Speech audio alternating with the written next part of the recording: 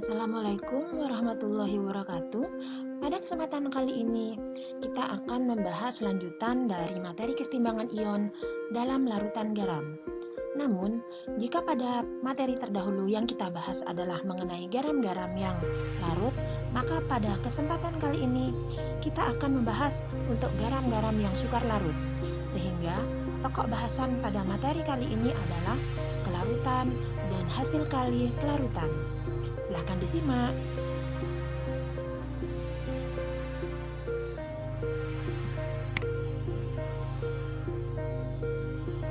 Kelarutan. Kelarutan yang biasa dilambangkan dengan huruf S kecil merupakan jumlah maksimum zat yang dapat larut dalam sejumlah tertentu pelarut. Satuan kelarutan biasanya dibedakan menjadi dua. Untuk zat yang tergolong mudah larut, kelarutannya dinyatakan dalam gram per 100 gram air. Namun, untuk zat yang tergolong sukar larut, biasanya dinyatakan dalam mol per liter atau sama dengan kemolaran, atau yang biasa kalian sebut dengan molaritas.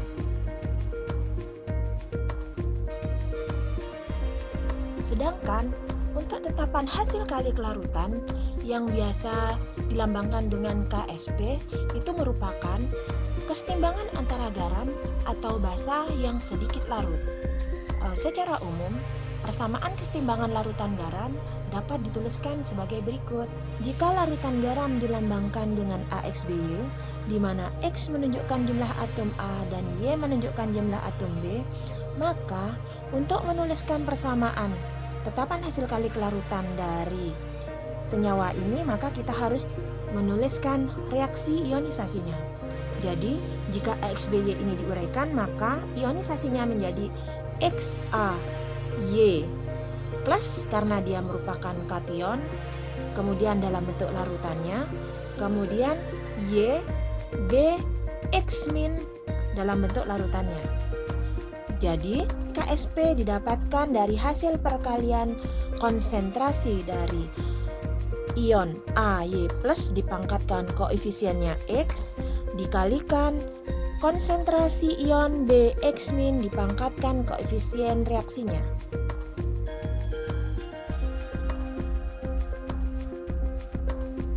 Nah, terdapat hubungan kelarutan dan hasil kali kelarutan yang sudah kita bahas tadi.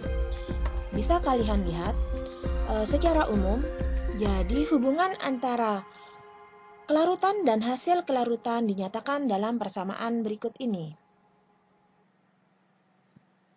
Jika diketahui AXBY memiliki kelarutan sebesar S, maka jika kita ingin menghitung hasil kali kelarutannya, kita harus mengetahui konsentrasi dari ion-ion tersebut.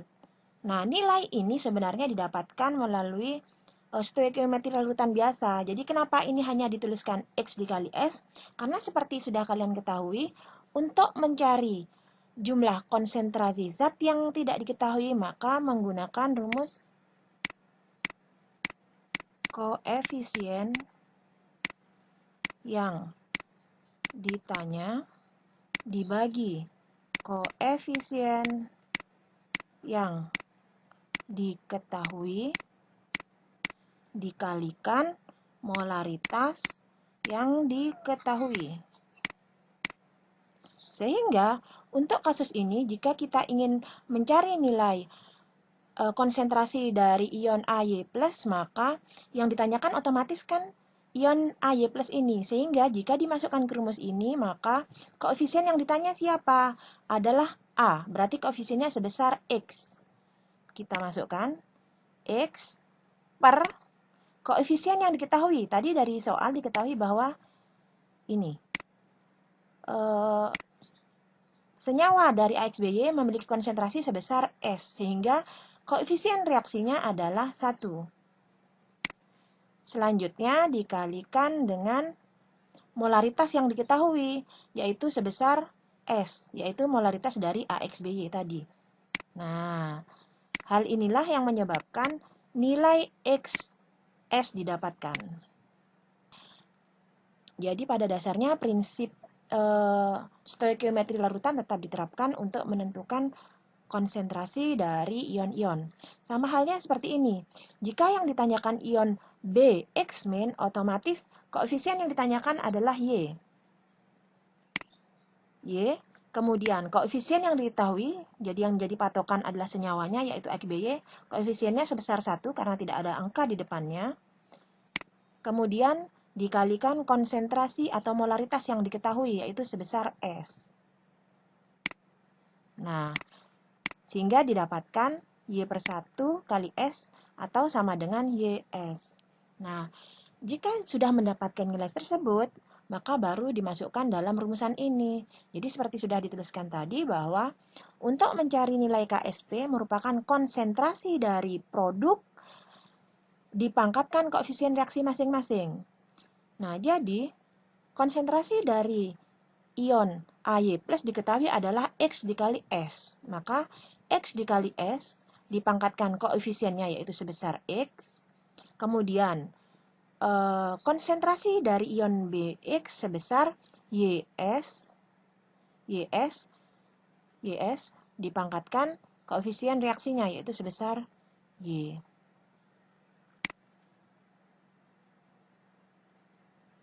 Faktor-faktor yang mempengaruhi kelarutan. Jika dibedakan, maka terdapat dua jenis, yaitu pengaruh ion sejenis dan adanya pH atau perubahan pH. Perhatikan animasi berikut ini.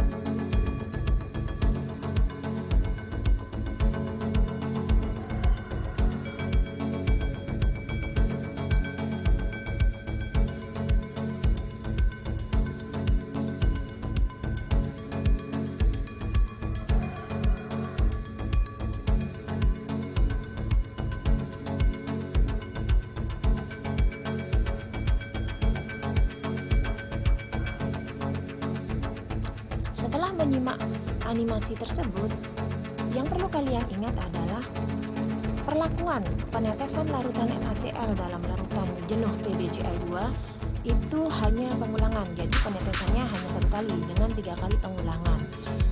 Maksudnya adalah untuk memperjelas kepada kalian apakah pengaruh dari ion sejenis terhadap suatu kelarutan. Baik, sekarang kita analisis perlakuan yang ada pada animasi tersebut. Coba kalian perhatikan. Jadi di sini terdapat larutan jenuh PbCl2, kemudian ada larutan NaCl, di mana ini berarti bahwa ion sejenis yang dimaksud adalah ion Cl-. Jadi ketika PbCl2 diionisasikan maka terdapat Cl-. Demikian halnya pada NaCl terdapat ion Cl-. Sehingga ion sejenis yang dimaksud di sini adalah Cl-. Nah, coba kita simak sekali lagi. Semula, larutan jenuh itu merupakan larutan biasa. Nah, ketika ditetesi larutan NaCl ternyata di sini terbentuk endapan. Pengulangan kedua. Ini dengan perlakuan yang sama. Sekali lagi disimak. Nah, ketika ditetesi larutan NaCl, terbentuk endapan. Yang ini hanya pengulangan yang ketiga.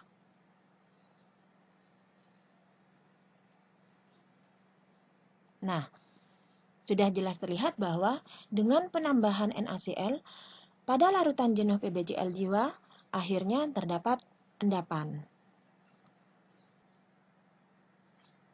Apakah makna dari perlakuan ini? Jadi, dari perlakuan tersebut kita ketahui bahwa ion sejenis memperkecil kelarutan, yaitu ditandai dengan terbentuknya endapan dalam larutan. Sehingga makin besar konsentrasi ion sejenis, maka makin kecil kelarutannya.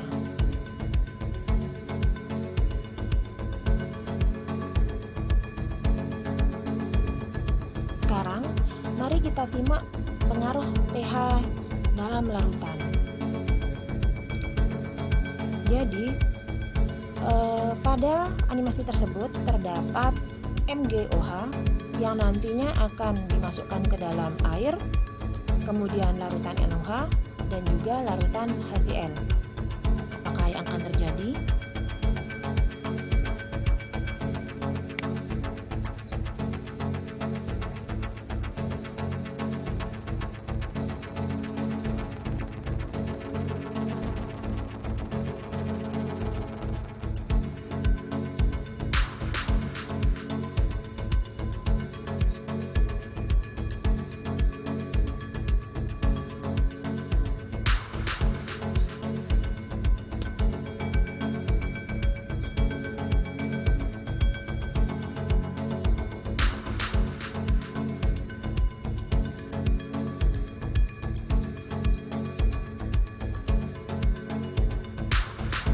Ya, setelah kita lihat bersama, maka dapat kita ketahui bahwa ketika MgOH dimasukkan ke dalam air, maka dia akan membentuk endapan.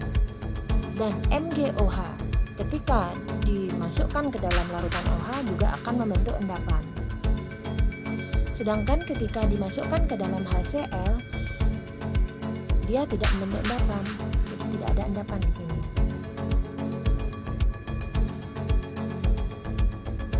Maka ini berarti bahwa jika pH dinaikkan, jadi adanya penambahan basa akan menyebabkan kelarutan berkurang. Nah, kelarutan inilah yang menyebabkan terbentuknya endapan. Jadi, kenapa HCl tersebut tidak membentuk endapan? Karena masih belum mencapai titik jenuhnya.